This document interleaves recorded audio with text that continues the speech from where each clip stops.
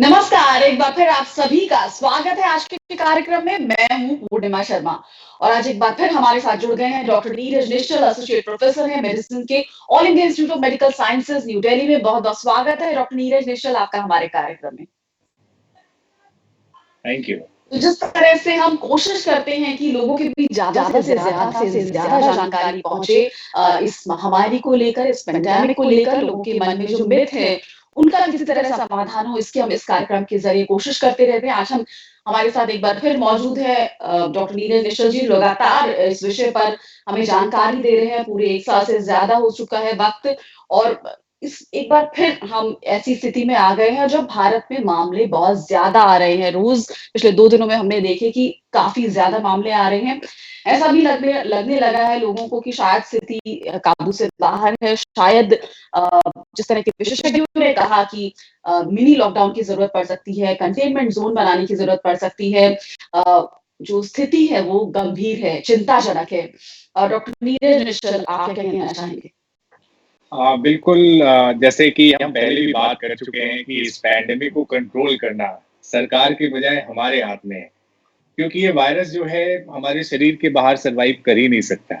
तो ये जी। डिसीजन हमारे अंदर है कि हम जो बार-बार जो कोविड एप्रोप्रिएट बिहेवियर की बात करते हैं, चाहे वो फिजिकल डिस्टेंसिंग की बात हो, मास्क की बात हो, हैंड हाइजीन की बात हो, और एक जो सबसे इम्पोर्टेंट चीज़ है कि अगर आप बीमार हैं, आप किसी से एक्सपोज्ड हैं, आपने टेस्ट करवा रखा है, रिजल्ट का वेट कर रहे हैं, तो ऐसे में कुछ लोगों की टेंडेंसी हो गई है कि वो फिर भी लोगों से मिलते हैं, बाहर जाते हैं, अपने काम पे जाते हैं और शाम तक जब रिपोर्ट आती है वो पॉजिटिव होते हैं। तो उनकी इस थोड़ी लापरवाही के चलते और कई लोग एट रिस्क पे आ जाते हैं। तो इस पैंडेमिक में जो ये नंबर ऑफ केसेस जो अचानक से बढ़ने शुरू होते हैं, सिर्फ इसी रीजन से कि हम अपनी तरफ से लापरवाही दिखाना शुरू करते हैं। जो हम बार-बार पिछले 1 साल से कह रहे हैं कि कोविड एप्रोप्रिएट बिहेवियर एक ऐसा टूल है, जिससे हम बीमारी को प्रिवेंट भी कर सकते हैं, बीमारी को इनफैक्ट खत्म भी कर सकते हैं। हमने देखा कि हम केयरफुल रहे, तो जनवरी तक ऑलमोस्ट केस दिल्ली में नहीं के बराबर थे। जी। 1-2-3 दिन ऐसे रहे कि कोई मोर्टेलिटी भी नहीं हुई इस बीमारी से, लेकिन हम फिर अचानक से हमें लगा कि ये बीमारी गायब हो गई है, जबकि हम बार-बार कह रहे हैं दुश्मन हमारे बीच में अभी भी बैठा हुआ है, छुपा हुआ है। जैसे ही हम अपना बिहेवियर अगर कमज़ोर करते हैं, अपने तौर तरीकों पे हम ध्यान नहीं देते हैं, ये वापस से आ जाएगा। और वैसा ही कुछ हम अभी देखने को मिल रहा है। इसलिए बहुत ज़रूरी है कि हम जो अपना कोविड एप्रोप्रिएट बिहेवियर है वो फ़ॉलो करते रहें। वैक्सीनेशन को लेके लोगों में शुरू में काफ़ी हेजिटेंसी थी। अगेन उस समय वायरस कमज़ोर था, अगर लोगों ने और आगे आकर फटाफट से वैक्सीन लिया होता तो सिचुएशन और बेहतर हो सकती थी। लेकिन वही है, हमें फिर से वापस back to square one almost पहुँच चुके हैं, और अगर हम अभी भी नहीं सँभले तो फिर जैसे आपने कहा कि ये लॉकडाउन और कुछ-कुछ और चीज़ों के बारे में बात हम कंसिडर करते हैं, वो सब फिर से हो सकता है। जी, मुझे बिल्कुल याद है डॉक्टर नीरज निश्चल आपसे मेरी बातचीत हुई थी फरवरी में और उस समय आपने ये कहा था कि इस बीमारी के बारे में कुछ नहीं कहा जा सकता, कब सेकंड वेव आ जाए, कब थर्ड वेव आ जाए, कब अचानक से केसेस बढ़ने शुरू हो जाएँ। हमें यूरोप से एग्ज़ाम्पल लेना चाहिए, वहाँ किस तरह से सब लीनियंसी हुई और फिर सरकार को माफ़ी माँगनी पड़ी। हमको अलर्ट रहना चाहिए, सावधान रहना चाहिए। फरवरी में लोगों में फरवरी से मार्च तक आते-आते लोगों का जो बिहेवियर था बहुत लीनिएंट होने लगा था। उन्हें लगा था और मैं ऐसा सुन रही थी लोगों से कि अब तो शायद कोविड खत्म हो गया, अब तो रहा नहीं। और अगर किसी को आप बोलते थे कि नहीं आप थोड़ी सावधानी बरतिए तो उनको लगता था अरे यार ये क्यों हमें ज्ञान दे रहे हैं। तो इस तरह की लीनियंसी आस-पास देखी है मैंने और जिस तरह आपसे चर्चा हुई थी कि वैक्सीन को लेकर कि देश में जब तक 70% आबादी को वैक्सीन नहीं लग जाती तब तक हमें कोविड एप्रोप्रिएट बिहेवियर को अपनाना होगा। अ, आ क्यों लोगों में अभी भी वैक्सीन तो आ गई लेकिन लोगों को लगी नहीं, सेकंड डोज़ नहीं लगी। अ, इसमें परसेंटेज को लेकर अगर आप हमें एनलाइटन कर सकें, हमें बता सकें कि कब तक लोगों को इंतज़ार करना चाहिए, सावधानी बरतनी चाहिए, कब कितने परसेंटेज की वैक्सीनेशन बहुत ज़रूरी है, अगर हमें इस बीमारी से लड़ना है या खुद को सुरक्षित रखना है? देखिए, ये बीमारी एक बहुत ही अनप्रेडिक्टेबल है। लास्ट 1 साल से हम इसे समझने की कोशिश कर रहे हैं। वैसे किसी भी नई बीमारी को समझने के लिए मैं कहूँगा कि ये ड्यूरेशन कम है, क्योंकि इसका लॉन्ग टर्म इफ़ेक्ट और बाकी चीज़ें इस बीमारी के बारे में अभी भी हम समझने की कोशिश कर रहे हैं। वैक्सीन को लेकर 1 साल पहले से ही लोगों में एक था कि वैक्सीन कब आएगी, वैक्सीन कब आएगी? और जब वैक्सीन आ गई तो फिर वही क्वेश्चन्स कि भई ये सेफ है या नहीं, इतनी जल्दी आ गया, क्या होगा? हमारा वैक्सीन जो वेस्टर्न वर्ल्ड के वैक्सीन से कम है, ज़्यादा है? जिनको वैक्सीन से कुछ लेना देना भी नहीं था, जिनका नॉलेज इस फील्ड में नहीं के बराबर था, वो भी वैक्सीन पे क्वेश्चन उठाने लगे, ये भूल कर कि जो साइंटिस्ट दिन रात इसी फील्ड में काम करते हैं, अगर उन्होंने समझा है कि ये वैक्सीन सुरक्षित है इस पैंडेमिक के सिचुएशन में, जब एक एक जान कीमती है और एक वैक्सीन इंपॉर्टेंट जरिया हो सकता है इस पैंडेमिक को हॉल्ट करने में, सीवियर बीमारी को होने से बचाने में, मोर्टेलिटी होने से बचाने में, तो बिना किसी निसंकोच अगर एक ऑथोरिटी, गवर्नमेंट ऑथोरिटी, जो देश की जो हाईएस्ट ऑथोरिटी है, जो किसी भी मेडिसिन या वैक्सीन को अप्रूवल देती है, वो ऐसे ही अप्रूवल नहीं देती है। तो इस तरह के ढेर सारे जो मिस इन्फॉर्मेशन मैं कहूंगा, सोशल मीडिया, इंटरनेट, इसके थ्रू फैलाया गया, लोगों के मन में एक वहम डाल दी गई कि भाई ये वैक्सीन सेफ होने के चांसेस कम है। और उसी समय जब ये वैक्सीन लॉन्च हुआ तो नंबर ऑफ केसेस भी कम हो गए थे, इसलिए लोगों को लगा कि अरे वैक्सीन की जरूरत ही क्या है, अब तो बीमारी वैसे ही चली गई, तो क्यों रिस्क लेना है। और इन सब चीजों के चलते जो एक मिस इन्फॉर्मेशन फैला लोगों में, वैक्सीन को लेके काफी हेजिटेंसी थी, और उसके चलते हमने देखा कि जो इनटेक होना चाहिए था वैक्सीन का, जो इनिशियल पार्ट में, वो रिलेटिवली कम था। अब जब वापस से नंबर ऑफ केसेस बढ़ गए तो अब वैक्सीन सेंटर पे लंबी लाइन देखने को मिल रही है।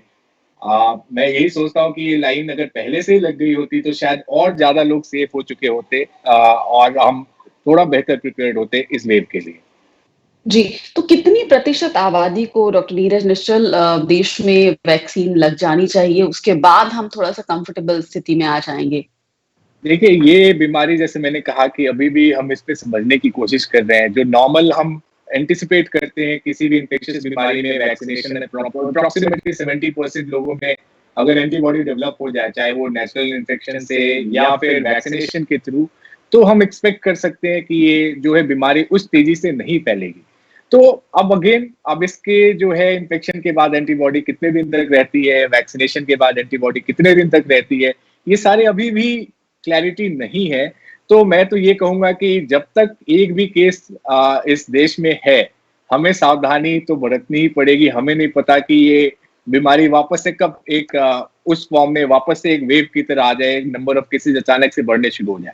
इसलिए बहुत जरूरी है कि कोविड एप्रोप्रिएट बिहेवियर और वैक्सीनेशन दोनों अभी हमें साथ साथ आगे कंटिन्यू करना पड़ेगा, जब तक कि पूरी तरह से क्लैरिटी नहीं आ जाती या ये बीमारी को हम कंट्रोल नहीं कर लेते।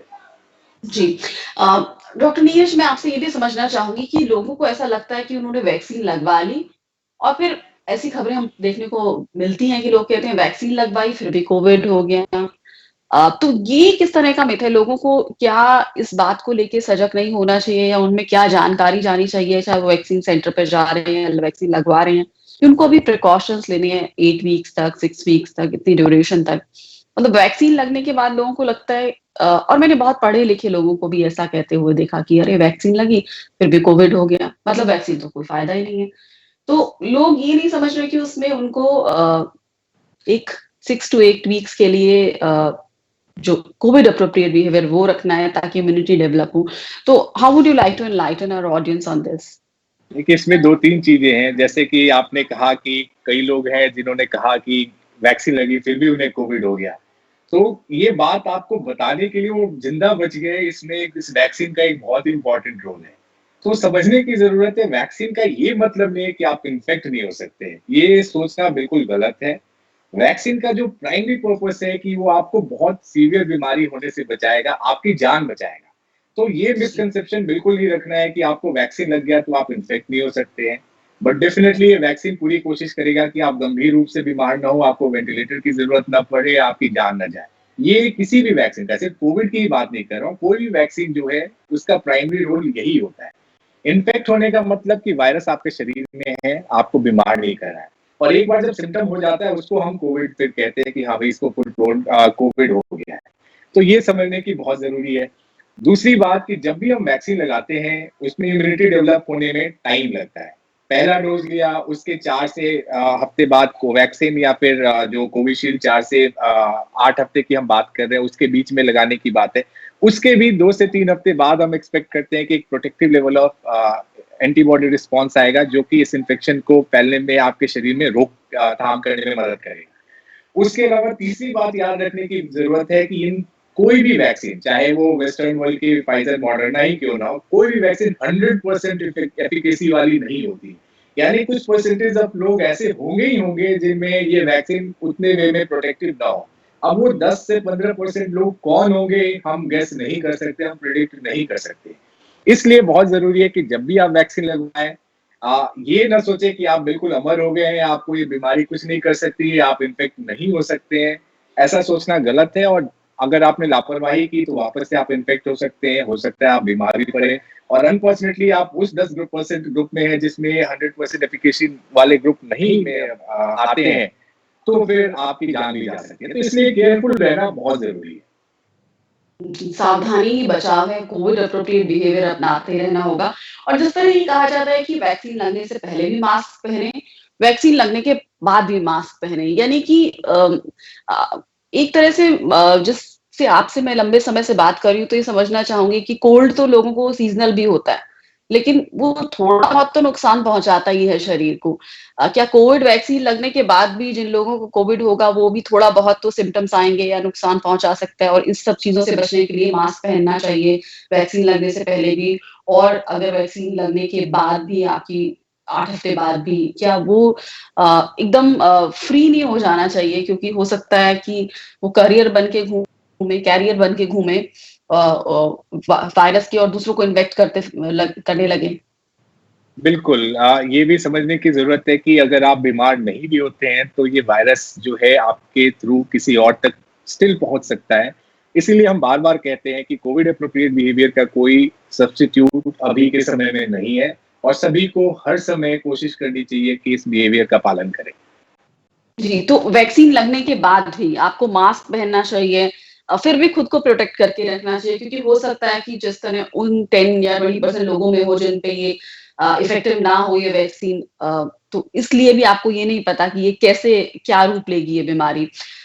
इसके अलावा बहुत लोगों में मिथ होती है नीरज जी कि किस वैक्सीन को लगाने से पहले हमें क्या खाना चाहिए, क्या खाली पेट लगवानी चाहिए, अच्छा खाना खाना चाहिए, किस तरह का खाना खाना चाहिए, जिस दिन वैक्सीन लगवाई या कुछ दिनों तक जब वैक्सीन लगाई तो क्या सावधानी बरतनी चाहिए, किस तरह का डाइट पैटर्न होना चाहिए, किस तरह की दिनचर्या होनी चाहिए, क्या रेस्ट करना चाहिए, उस पर आप क्या कहना चाहेंगे?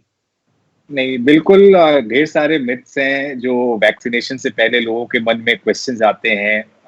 तो जो सबसे इम्पोर्टेंट है, क्या वैक्सीन हमें खाली पेट लगवाना चाहिए? तो मेरा कहना ये है कि वैक्सीन प्रेफरेबली आप खाली पेट लगवाने बिल्कुल नहीं जाएँ, क्योंकि कई बार क्या होता है कि जैसे वैक्सीनेशन को लेके लोगों में एक तरह का मैं कहूँगा एंग्ज़ायटी होता है। ऐसे जी। सिचुएशन में लोगों को हाइपोग्लाइसीमिया होने की पॉसिबिलिटी है। अगर आप खाकर नहीं गए तो हो सकता है आपको डिज़ीनेस होने लगे, आपको चक्कर आ जाए, हो सकता है आपको बेहोशी भी हो जाए। तो ये सोचेंगे कि आपकी ये वैक्सीन के साइड इफ़ेक्ट है, जो कि एक्चुअल में उससे कुछ लेना-देना नहीं है। इसलिए हम सभी को ये रिक्वेस्ट करते हैं हर बार कि अगर कभी भी आप वैक्सीनेशन के लिए आ रहे हैं, तो डेफ़िनिटली जो अपना नॉर्मल मील लेते हैं, मील टाइम जो भी है, चाहे आप सुबह में आ रहे हैं तो ब्रेकफ़ास्ट लेकर आइए, लंच के बाद आ रहे हैं तो लंच लेकर आइए। लेकिन खाली पेट मैं बिल्कुल नहीं कहूँगा कि आप इस वैक्सीनेशन के लिए आएँ, क्योंकि इसके हाइपोग्लाइसीमिया जो आपको वैसे भी हो सकता है, उससे आपको वैक्सीनेशन के साइड इफ़ेक्ट की तरह कन्फ्यूज़न हो सकता है। तो ये बिल्कुल नहीं करें आप। जी, और वैक्सीन लगने के बाद किस तरह का दिनचर्या होनी चाहिए, किस तरह की डाइट लेनी चाहिए, या वैक्सीन लगने के कुछ घंटों बाद कुछ खाना चाहिए, नहीं खाना चाहिए? देखिए, वैक्सीन लगाने के बाद आधे घंटे तक आपको नॉर्मली वैक्सीनेशन साइट पे ही ऑब्ज़र्व किया जाएगा। अगर उस समय कोई दिक्कत नहीं हुई, तो आप जो रूटीन जो अपना फ़ॉलो करते हैं, वो आप फ़ॉलो कर सकते हैं। खाने-पीने पे कोई किसी तरह का रिस्ट्रिक्शन नहीं है। हाँ, ऑफ़ कोर्स कुछ लोग पूछते हैं, क्या वैक्सीनेशन से पहले अल्कोहल ले सकते हैं या उसके बाद ले सकते हैं? तो सिर्फ़ मेरा यही कहना है कि अल्कोहल से हमारा जो इम्यून रिस्पॉन्स होता है, वो थोड़ा ब्लंट होता है। तो वैक्सीनेशन के बाद अगर आप अल्कोहल लेते हैं, तो हो सकता है जो एंटीबॉडी रिस्पॉन्स हम एक्सपेक्ट कर रहे हैं, उस वे में ना आए। तो इसलिए डेफ़िनिटली अगले 2-3 दिन तक तो मेरा यही रिक्वेस्ट रहेगा कि आप प्रेफ़रेबली अल्कोहल ना लें। उसके अलावा जो रूटीन खाना आप खाते हैं, आप बिल्कुल खा सकते हैं। अगर आपको कोई जो इसके कुछ साइड इफ़ेक्ट्स हो सकते हैं, जैसे बॉडी एक हो सकता है, फ़ीवर हो सकता है, तो उस सिचुएशन में आप प्रेफ़रेबली रेस्ट करें। इन सबको जो भी सिम्प्टोमेटिक प्रॉब्लम्स हैं, उनको सिम्प्टोमेटिक ट्रीटमेंट के थ्रू हम डील कर सकते हैं, और इस तरह की कोई भी दिक्कत हो, तो खुद डॉक्टर ना बनते हुए किसी डॉक्टरी सलाह के अंतर्गत ही आप जो भी इसके चलते जो भी माइनर या साइड इफ़ेक्ट्स हो रहे हैं, वो आप ट्रीटमेंट उसके अकॉर्डिंग करें, ना कि खुद ही करें। जी, इसके अलावा कई लोगों के मन में डाउट होते हैं कि अगर वो वैक्सीनेशन के लिए जा रहे हैं, तो क्या किस खास तरह की दवाई ले रहे हैं या ब्लड थिनिंग की ले रहे हैं या मान लीजिए किसी को हाई ब्लड प्रेशर की दिक्कत है। तो उसको लेकर भी कई मिथ्स हैं। क्या उन्हें वैक्सीन लगवानी चाहिए? कब लगवानी चाहिए? क्या प्रिकॉशन पहले लेने चाहिए? क्या प्रिकॉशन बाद में लेने चाहिए?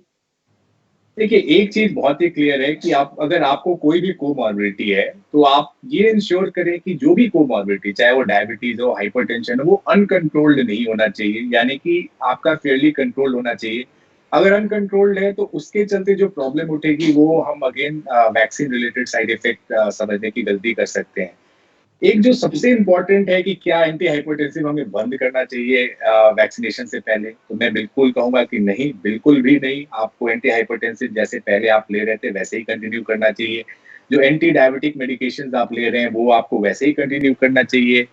जहाँ तक ब्लड थिनर की बात है, ये समहाउ एक ये कंट्रोवर्सी शुरू में जनरेट हुई थी कि जिसमें एक एडवाइजरी आया था कि ब्लड थिनर वाले पेशेंट्स वैक्सीन ना लें। लेकिन बाद में आईसीएमआर और मिनिस्ट्री ऑफ हेल्थ ने क्लियर किया कि ऐसा कोई भी कॉन्ट्राइंडिकेशन नहीं है कि अगर कोई भी ब्लड थिनर पे है, अनलेस कि उसको अनकंट्रोल्ड ब्लीडिंग टेंडेंसी है, दैट्स अ सेपरेट थिंग। लेकिन जो रूटीन ब्लड थिनर्स पे है, जैसे इकोस्प्रिन, क्लोपिडोग्रेल जो सीएडी के पेशेंट्स में देते हैं, उन लोगों में ये कोई कॉन्ट्राइंडिकेशन नहीं है। ब्लड थिनर में जो मैक्सिमम प्रॉब्लम हम एंटिसिपेट कर सकते हैं कि कई बार क्या होता है कि अगर जो है कॉग्निशन डिफेक्ट, जैसे कुछ पेशेंट्स वार्फरिन पे हो सकते हैं, जो एक तरह का ज़्यादा कहूँगा कि एक ब्लड थिनर है जो ब्लड को और पतला करने के काम आता है कुछ कंडीशंस में, जैसे किसी का अगर वॉल्व रिप्लेसमेंट हो रखा है, उसमें हमने दे रखा है। तो वैसे सिचुएशन में अगर आईएनआर बिल्कुल अनकंट्रोल्ड है, तो ऐसे पेशेंट्स को आईएनआर कंट्रोल करके वैक्सीनेशन लेने की ज़रूरत है।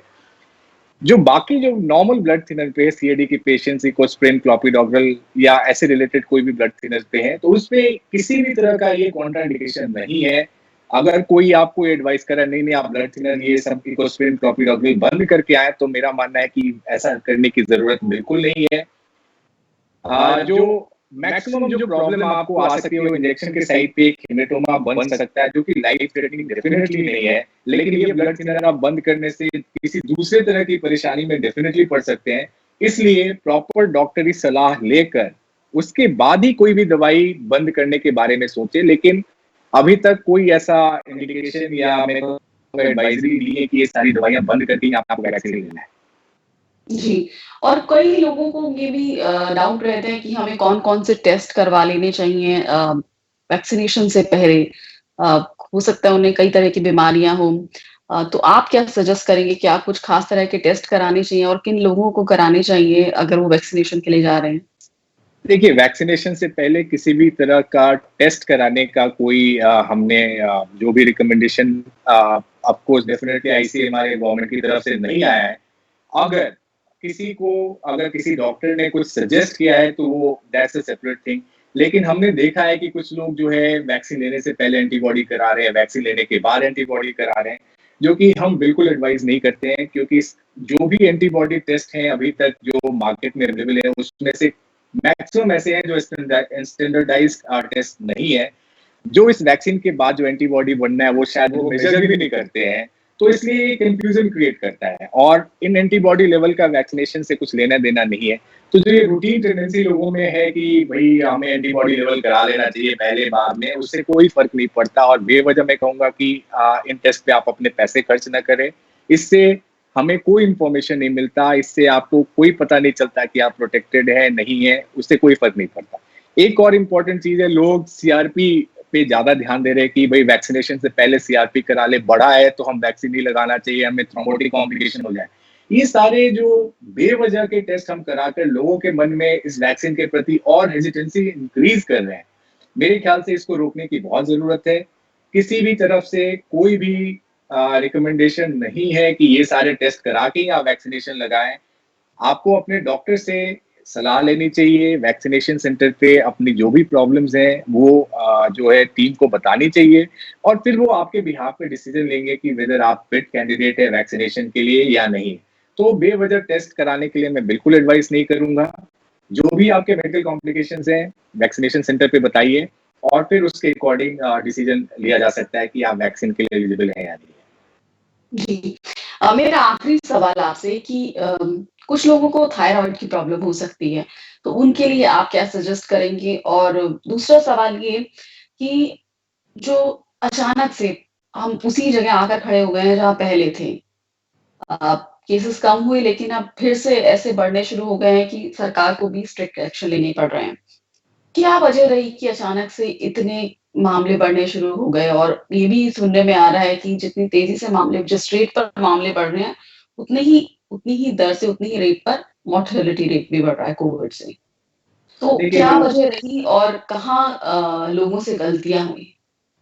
देखिए, जो पहला क्वेश्चन था, तो हाइपोथायरॉइड अगर कोई है, तो ये कोई कॉन्ट्राइंडिकेशन नहीं है वैक्सीनेशन के लिए। आप सेफली जो है वैक्सीनेशन लगवा सकते हैं, इसमें कोई दिक्कत वाली बात नहीं है। जी। दूसरी बात कि क्या वजह है कि अचानक से नंबर बढ़ गए? हम पहले भी शो में बात करते रहे आपसे और हमने बताया कि ये वायरस बहुत ही मैं कहूँगा कि इन्फेक्शियस वायरस है, एक-दूसरे से फैलने वाला वायरस है।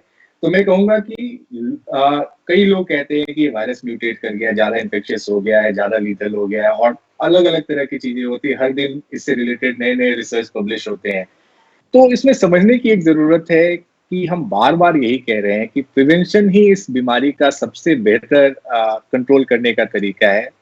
जी। उसके अलावा और कोई तरीका नहीं है in absence of any effective treatment. हमारे लिए इस वायरस के अगेंस्ट कोई इफेक्टिव ट्रीटमेंट नहीं है, जो भी है सिम्प्टोमेटिक ट्रीटमेंट है। तो जब हमें क्लियरली पता है कि ये वायरस सिर्फ हमारे शरीर में मल्टीप्लाई कर सकता है, बाहर ये सर्वाइव कर ही नहीं सकता है। तो अगर हम सब डिसाइड कर लें कि इस वायरस को अपने शरीर में हम स्पेस देना ही नहीं चाहते, तो ये वायरस सर्वाइव ही नहीं करेगा, तो म्यूटेशन होने के चांसेस और बाकी चांसेस तो वैसे ही खत्म हो जाएँगे। ये पैंडेमिक वैसे ही खत्म हो जाए। लेकिन अनफॉर्चुनेटली ये शायद हम जानते हुए भी अपने डेली लाइफ में हम इसको यूज़ नहीं कर पा रहे हैं, चाहे वो इस बीमारी के प्रति लापरवाही हो, मेंटल फटीग हो, पिछले 1 साल से हम बिल्कुल हमारी लाइफ रिस्ट्रिक्ट हो चुकी है, उससे फटीग हो। इन सब कारणों से जो भी कारण रहा हो, ये एक लापरवाही हमने करनी शुरू की, तो ये वापस से नंबर ऑफ केसेज़ बढ़ गए। तो मैं फिर से वही जो शुरुआत में मैंने कहा कि इस बीमारी का चाहे वो करंट वायरल स्ट्रेन हो, जो नए स्ट्रेन की हम बात कर रहे हैं, चाहे यूके, ब्राज़ील, जहाँ के भी वायरल स्ट्रेन की बात करें, साउथ अफ्रीकन स्ट्रेन की, ये सारे वायरस जो है कोविड एप्रोप्रिएट बिहेवियर के आगे फेल है। ये वायरस आपको इन्फेक्ट नहीं कर सकता अगर आप ये सारे बिहेवियर फॉलो करेंगे। तो इसलिए मैं कहूँगा कि आप ये कोविड एप्रोप्रिएट बिहेवियर बिल्कुल फॉलो करें और जब भी आपका वैक्सीनेशन का नंबर आए, बिना किसी हेजिटेंसी के आगे आकर आप वैक्सीन लगवाएँ। इसी तरह से आप अपने आप को और अपने आस-पास वालों को सुरक्षित रखेंगे और अपना कंट्रीब्यूशन दे पाएँगे इस पैंडेमिक को खत्म करने में। एक सवाल मैं आपसे और पूछना चाहूँगी कि मास्क को लेके लोगों में लगता है कि ये कपड़े का मास्क पहन लिया। ना वो सर्जिकल मास्क होता और छोटे क्लोज़ रूम में लोग बिना वेंटिलेशन के बैठे होते हैं। तो अब ऐसी स्थिति में कितना ये उनके लिए मतलब ड्यूरेशन भी देखा जाता है कि कितने ड्यूरेशन के लिए किसी का किसी से इंटरेक्शन हो रहा है। तो क्लोज़ रूम में बैठ के इंटरेक्शन एक कपड़े के मास्क से कितना सेफ है? देखिए, अगर सभी लोगों ने अगर साफ-सुथरा मास्क पहन रखा है, प्रॉपर तरीके से पहन रखा हो, चाहे वो कपड़े का ही क्यों ना हो, डेफ़िनिटली आपको बिना मास्क के मुकाबले बेहतर प्रोटेक्शन देगा, इसमें कोई डाउट नहीं है। आप इंश्योर करें कि जो भी इस तरह के इंटरेक्शन हो, आधे घंटे से ज़्यादा ना हो। उस इंटरेक्शन में जो भी थोड़ा भी सिम्पटम है या कोई हिस्ट्री है कि किसी पेशेंट से एक्सपोज़ है, ऐसे इंटरेक्शन में ऐसे लोगों का होना बिल्कुल मैं कहूँगा कि ज़रूरी नहीं है, उन्हें नहीं होना चाहिए। जहाँ तक पॉसिबल हो वो अपनी खिड़कियाँ खोल कर रखें ताकि बाहर की फ्रेश हवा आती रहे। उसके अलावा जो सबसे इम्पोर्टेंट जो सोर्स ऑफ इन्फेक्शन फैलने का स्पेशली ऑफिसेज और वर्क प्लेस पे है, वो साथ बैठकर खाना खाने से। जब हम साथ बैठकर खाना खाते हैं तो डेफिनिटली सबके मास्क उतरे होते हैं, हम उस समय बात कर जी। रहे होते हैं, तो उस समय इन्फेक्शन फैलने की पॉसिबिलिटी सबसे ज़्यादा होती है। तो इन सब छोटी-छोटी चीज़ों का ध्यान रखकर हम डेफिनिटली अपने आप को बचा सकते हैं, अपने आस-पास वालों को बचा सकते हैं। और कई बार ऐसी स्थितियाँ होती हैं कि लोग बहुत ही ओवर कॉन्फिडेंस में होते हैं। बिना मास्क के होते हैं, अब फॉर्मली कई बार लोगों को नहीं कहा जा सकता और वो बहुत ही लाइटली ले रहे होते हैं। ऐसे इंसिडेंट सामने आए हैं, देखे जाते हैं, लोगों में है ऐसा बिहेवियर। अब ऐसे में कैसे लोगों से कहा जाए कि नहीं आप मास्क पहन लीजिए और उनको इसके लिए पढ़े-लिखे लोग भी इस तरह का बिहेव करते हैं। मैं सिर्फ यही कहूँगा कि ये वायरस की जो सबसे ब्यूटी है, मैं कहूँगा कि ये डिस्क्रिमिनेट नहीं करता है कि आप कितने अमीर है, कितने गरीब है, कितने पावरफुल है, कितने कमज़ोर हैं। ये सबको इक्वली अफ़ेक्ट कर सकता है, सबकी इक्वली जान ले सकता है। तो इसलिए इस वायरस को आप रिस्पेक्ट दीजिए, इस वायरस के साथ सर्वाइव करने का तरीका सीखिए, जो कि मैं कहूँगा कि अगर कोविड एप्रोप्रिएट बिहेवियर फ़ॉलो कीजिएगा, तो वायरस ये समझ लेगा कि आप उसको रिस्पेक्ट दे रहे हैं और ये आपको तंग नहीं करेगा। लेकिन जहाँ भी आपने मैं कहूँगा कि इस वायरस को रिस्पेक्ट नहीं दिया, आपको ये दबोच सकता है। हो सकता है आप बच जाए, लेकिन आपके घर में जो वल्नरेबल लोग हैं, वो शायद ना बच पाए। आपकी जान-पहचान में कोई ऐसा इंसान हो जो इस वायरस को नहीं सँभाल पाए और उसकी जान जा सकती है। तो मैं यही उम्मीद करूँगा कि कोई भी इस तरह के मिसहैपनिंग का कारण नहीं बनना चाहेगा और जो सबसे आसान तरीका है इस मिसहैपनिंग को रोकने का, वो कोविड एप्रोप्रिएट बिहेवियर है। तो पूरे प्रोग्राम में मैं ये कहूँगा कि Covid appropriate behaviour, Covid appropriate behaviour, Covid appropriate behaviour सभी को पता है, लेकिन समहाउ फॉलो करने में लोग हिचकते हैं, जो कि मैं कहूँगा कि उन्हें सुधारने की ज़रूरत है। मैं बार-बार ये कहता हूँ कि पैंडेमिक को रोकना ये सोसाइटी के हाथ में है, ये सरकार इसमें कुछ नहीं करेगी। लॉकडाउन 10 दिन के लिए कर दिया, 1 महीने के लिए कर दिया, उसके बाद क्या? वायरस अभी भी सोसाइटी में है। जब तक हम अपनी तरफ से नहीं डिसाइड कर लेंगे कि इस वायरस को भगाना है, ये वायरस कहीं नहीं जाने वाला। जी, बहुत-बहुत शुक्रिया नीरज निश्चल जी, इतने विस्तार से इस जानकारी दी आपने हमें और इतने विस्तार से इस विषय पर चर्चा की। एक बार फिर हम अ, उसी मोड़ पर आकर खड़े हो गए हैं, जहाँ पर इतने ज़्यादा केसेज़ एक-एक दिन में आ रहे हैं और लोगों की जो एक लापरवाही है, उसकी वजह से आपने जिस तरह कहा कि कोविड एप्रोप्रिएट बिहेवियर ही अपनाना चाहिए, इसी से आप बच सकते हैं। आप इसको जगह ही ना दें इस वायरस को अपने आस-पास और फिजिकल डिस्टेंसिंग का पालन करें और वैक्सीन लगने से पहले भी मास्क लगाएँ, वैक्सीन लगने के बाद भी मास्क लगाएँ और तमाम तरह की जो सावधानी कहा जाता है वो बरतें। इंटरैक्शन की अवधि छोटी रखें, वेंटिलेटेड रूम में आप रहें अगर आप इंडोर किसी से इंटरैक्ट कर रहे हैं, डिस्टेंस का पालन करें और जिस तरह की आपने कई तरह की जानकारी दी, वैक्सीन जब भी नंबर आए लगवाएँ और बहुत सारे मिथ्स हैं जिनका समाधान किया इस कार्यक्रम में। आपका बहुत-बहुत शुक्रिया। Thank you, thank you.